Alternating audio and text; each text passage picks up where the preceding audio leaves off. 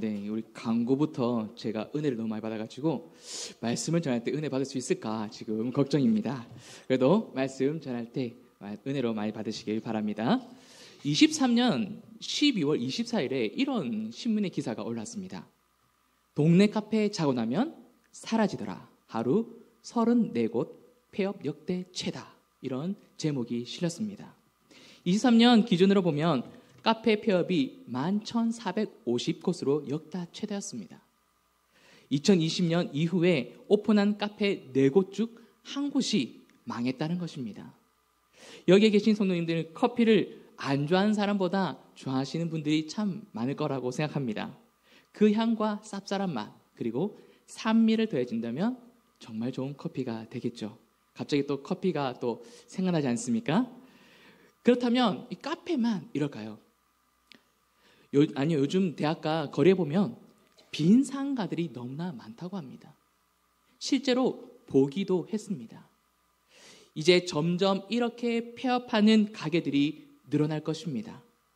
왜 제가 서두를 이렇게 말씀을 드릴까요? 여러분, 교회도 이와 비슷하다는 것입니다. 그렇다면 교회 수는 얼마나 되고 어떤 현상이 있을까요? 코로나 이전에는 교회 수가 7만 5천 개 정도 되었습니다.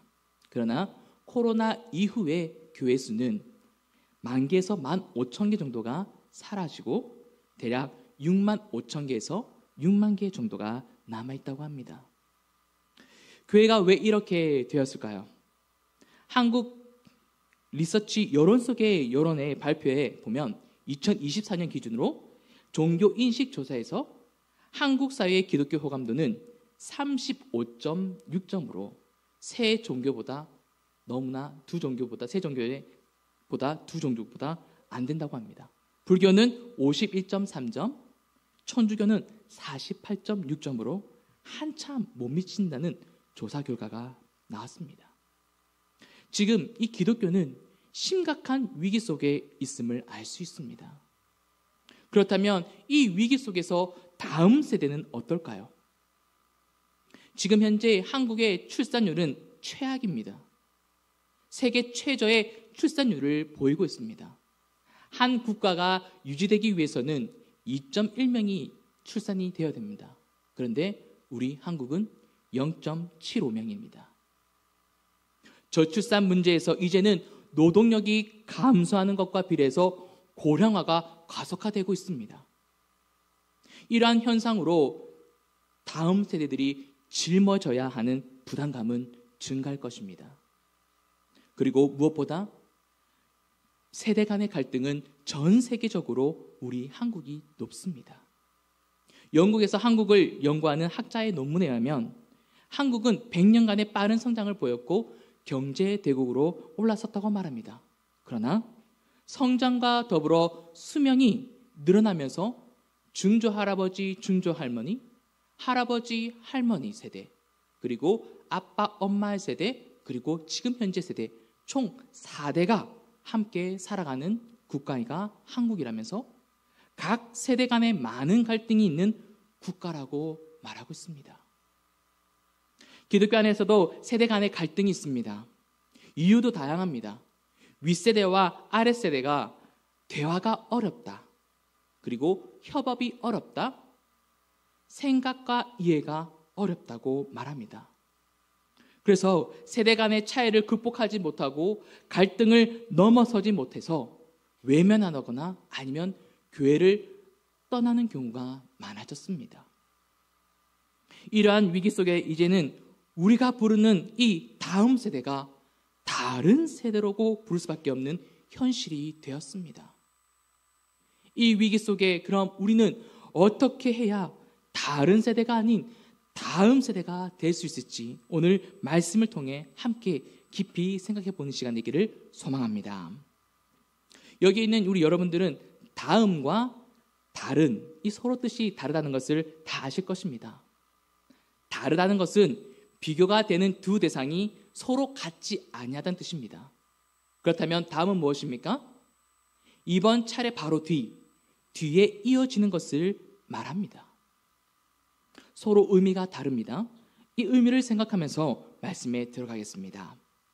이스라엘 백성이 이집트의 노예로 살고 있을 때 하나님께서 모세를 지도자로 세우셨습니다. 그리고 이 지도자를 통해서 이 이집트를 나오게 하셨습니다. 하나님께서 친히 홍해를 가르셨고 이스라엘 백성을 구원하셨습니다. 이것을 통해서 이스라엘 백성은 하나님을 경외하고 그리고 지도자인 이 모세를 신뢰하며 따르게 되었습니다. 그리고 약속의 땅 가나안에 들어가기 위해 12명의 정탐꾼을 가나안 땅에 보내게 됩니다. 40일을 동안을 살펴보게 하였습니다. 그러나 그들 중 10명은 정복하기 어렵다고 말하였고 여호수아와 갈렙 이 두 명만이 하나님이 함께 하시면 능히 정복할 수 있다고 말했습니다. 그러나 이스라엘 백성은 누구의 말을 들었겠습니까? 10명의 다수인 10명의 정탐꾼의 말을 들었습니다. 그리고 그것을 두려워한 나머지 하나님과 모세를 원망하였습니다. 그 결과 40일의 이 정탐기간에서 하루를 1년으로 계산하여서 광야에서 40년을 보내게 됩니다. 그래서 모세와 아론을 포함한 이 이집트 세대들은 광야에서 40년을 보내며 죽었고 그 다음 세대가 가나안에 들어가게 됩니다. 이 다음 세대들은 하나님의 인도하심과 보호하심 그리고 그 능력을 체험한 세대입니다. 이 다음 세대를 이끈 사람이 여호수아입니다. 모세가 죽고 난 뒤를 이어 여호수아가 지도자가 되어 이 다음 세대를 이끌고 가나안 땅에 들어갑니다. 요단강을 건너서 견고한 여리고성을 함락시키고 그리고 아모리 왕을 물리치면서 남쪽과 북쪽을 점령해 나갑니다. 결국엔 가나안 땅 모두를 정복하게 됩니다. 이 승리는 바로 하나님의 도우심이 있었기 때문입니다. 이스라엘의 지도자인 여호수아가 살아있는 동안에는 믿음의 다음 세대와 함께 거룩하신 하나님을 경외하며 잘 섬겼습니다. 우리가 읽었던 10절은 아니지만 사사기 2장 7절에 이렇게 나와 있는데 책에 보시면 함께 보시면 좋겠습니다. 사사기 2장 7절 말씀입니다. 다 같이 읽겠습니다. 백성이 여호수아가 사는 날 동안과 여호수아 뒤에 생존한 장로들 곧 여호와께서 이스라엘을 위하여 행하신 모든 큰 일을 본 자들이 사는 날 동안에 여호와를 섬겼더라. 아멘. 여호수아는 마지막 죽음이 다가오기 전에 하나님과 이스라엘 백성과 언약을 새롭게 맺습니다. 이렇게 하나님의 규례와 언약의 말씀을 따르겠다고 백성들은 결단합니다. 하나님을 지식으로만 아는 신앙이 아닌 하나님이 행하신 큰 일을 눈으로 직접 보고 생존한 장로들이 체험한 신앙이 이 말 속에서 바로 권위와 능력의 말을 듣고 오직 여호와만 섬겼다는 그 여호수아의 고백을 이스라엘 백성들은 자신들의 고백으로 받아들이며 절대 다른 신을 섬기지 않고 오직 주님만 섬겼다고 다짐하였습니다. 그러나 여호수아와 함께 이 믿음의 세대가 죽고 이어진 그 다음의 세대는 달랐습니다. 이들은 하나님을 따르지 않았습니다. 그리고 하나님께서 가나안의 모든 민족을 다 멸하라고 명령하신 그 말씀에 불순종하고 오히려 그들과 함께 살면서 더 큰 죄에 빠지게 되었습니다. 하나님께서는 분명히 이스라엘과 함께 하겠다고 약속해 주셨습니다. 그러나 이스라엘의 백성은 가나안 민족과 언약을 맺으며 그들이 섬기는 이방신기들을 제단을 헐지 않았고 이방신을 섬기기 시작했습니다. 그 불순종으로 가나안 민족이 이스라엘의 옆구리의 가시가 되었고 그들이 섬기는 이방신들이 그들의 올무가 되었습니다. 이제 이러한 고난과 징계는 사사시대에서 반복해서 일어납니다. 이스라엘은 하나님께서 완전히 돌아섭니다. 이것을 관계로 표현하면 단절입니다. 이들은 회개하지 않고 계속해서 우상 숭배로의 죄를 범하게 됩니다. 오늘 우리가 읽은 사사기 2장 10절에 이렇게 얘기하고 있습니다. 우리 다시 한번 10절을 읽어보도록 하겠습니다. 읽겠습니다. 그 세대의 사람도 다 그 조상들에게 돌아갔고 그 후에 일어난 다른 세대는 여호와를 알지 못하며 여호와께서 이스라엘을 위하여 행하신 일도 알지 못하였더라.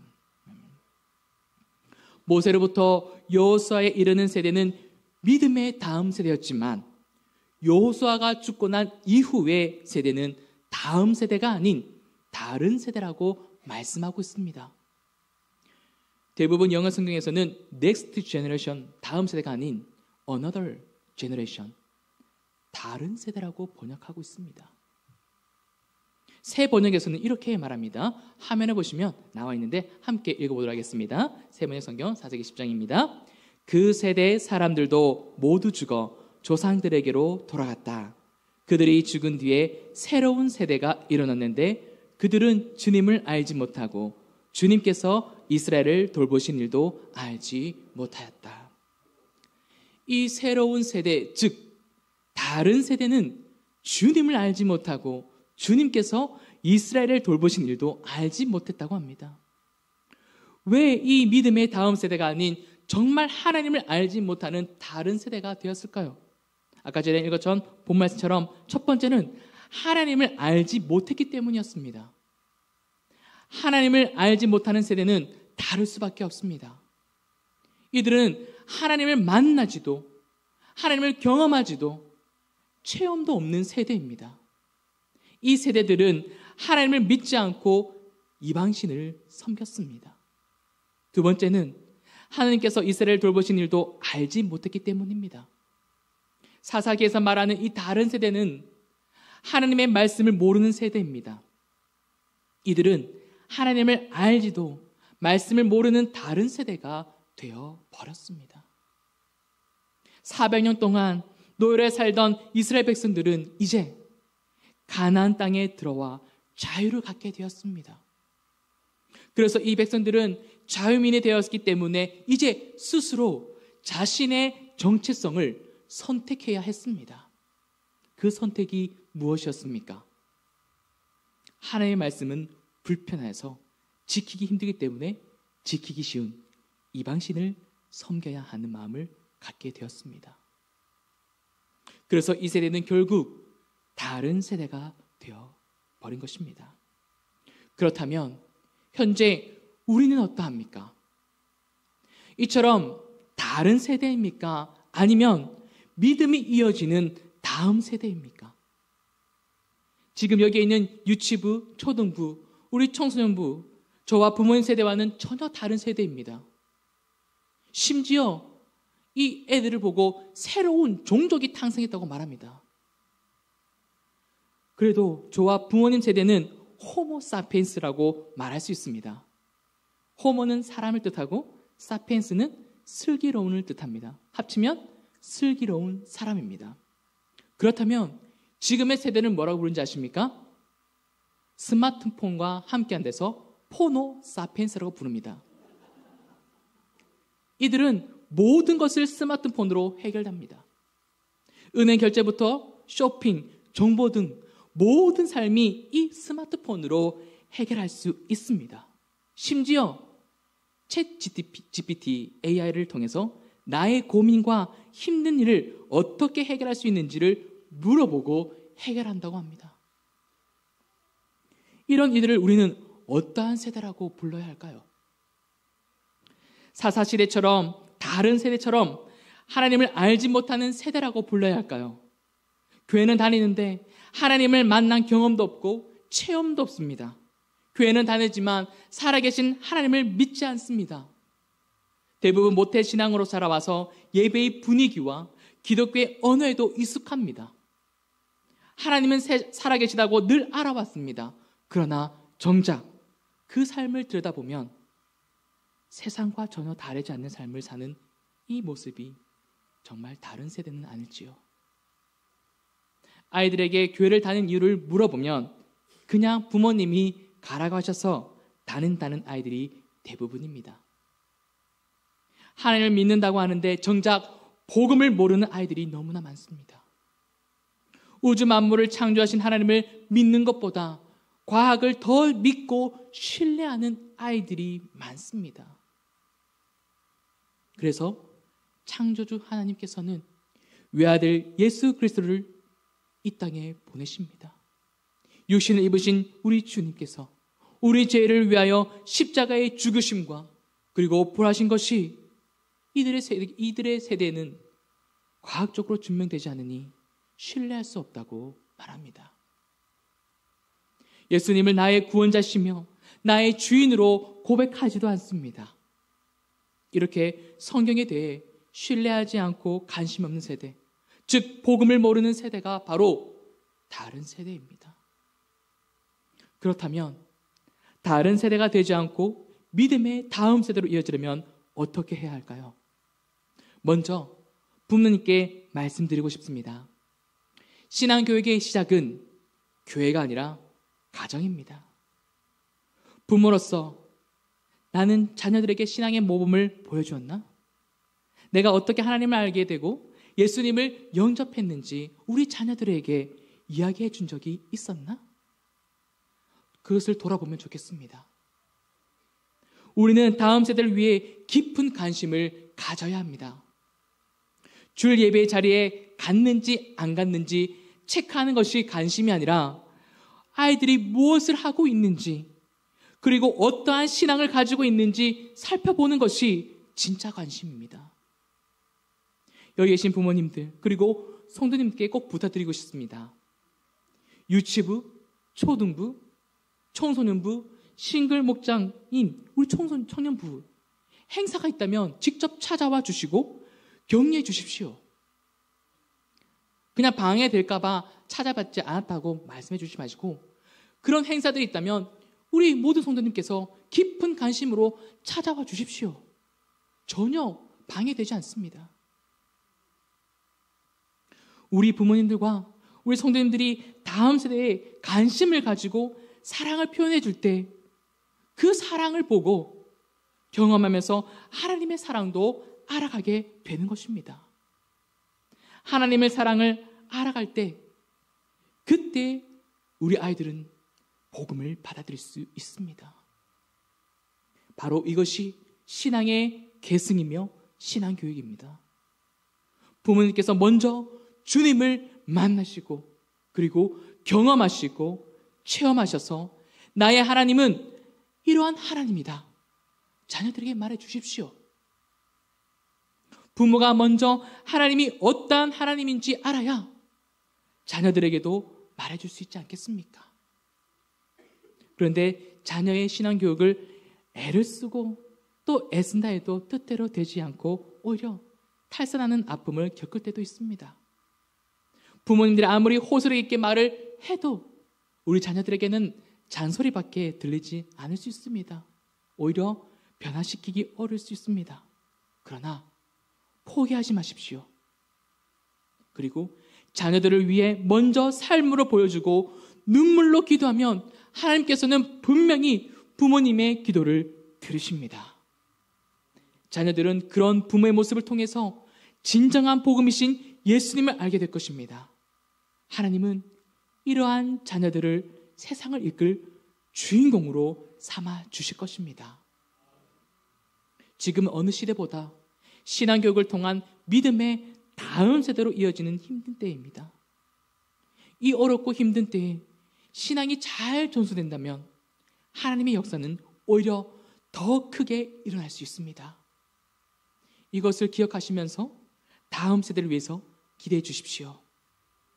이제 여기에 있는 우리 유치부, 우리 초등부, 우리 청소년부, 우리 청년부 다음 세대를 말씀드리겠습니다. 먼저 내 마음이 어떤지 살피고 하나님을 알고 싶다는 마음을 가지고 예배의 자리에 나오길 바랍니다.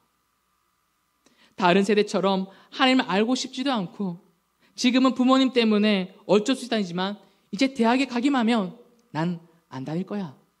그 마음으로 오지 않기를 바랍니다. 여러분은 어쩔 수 없이 그냥 이곳에 왔다고 생각할 수 있습니다. 그러나 이곳에 오게 된 것은 하나님께서 여러분을 부르셨기에 지금 여기에 예배를 드릴 수 있습니다. 하나님을 알고 싶다는 그 마음을 가질 때 하나님의 은혜를 경험할 수 있고 하나님을 인격적으로 만날 수 있습니다. 두 번째는 말씀을 들을 수 있는 마음을 가지고 예배를 드리기를 바랍니다.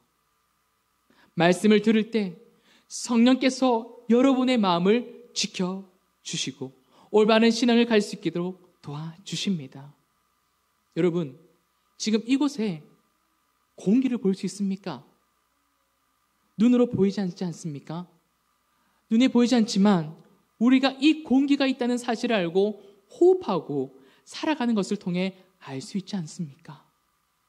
마찬가지로 하나님은 보이시지 않으시지만 지금도 여러분들을 위해 일하고 계십니다.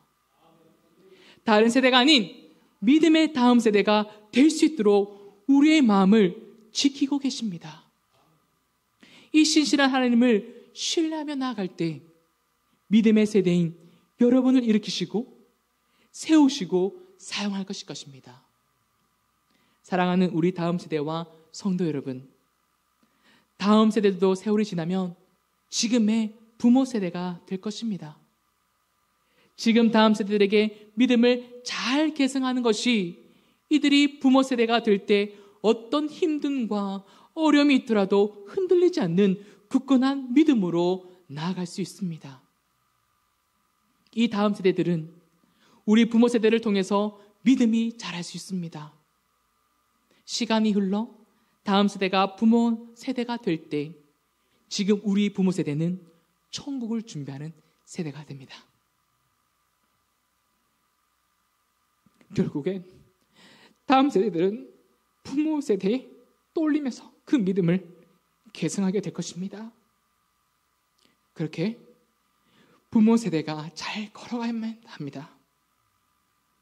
부모 세대가 걸어간 그 길이 다음 세대가 길잡이가 될 것이기 때문입니다. 저도 이 길을 잘 걸어가고 싶습니다. 여러분은 어떠십니까? 함께 이 길을 걸어가지 않으시겠습니까? 여기 있는 우리 세강교회 부모 세대가 다음 세대의 바른 길잡이가 되어주시기를 소망합니다. 그 길을 걸어갈 우리 세강 다음 세대가 세상에 물들지 않고 하나님만 바라보는 그런 다음 세대가 되기를 주님의 이름으로 축복합니다. 우리 다 같이 일어나시겠습니다. 함께 우리 찬양하겠습니다.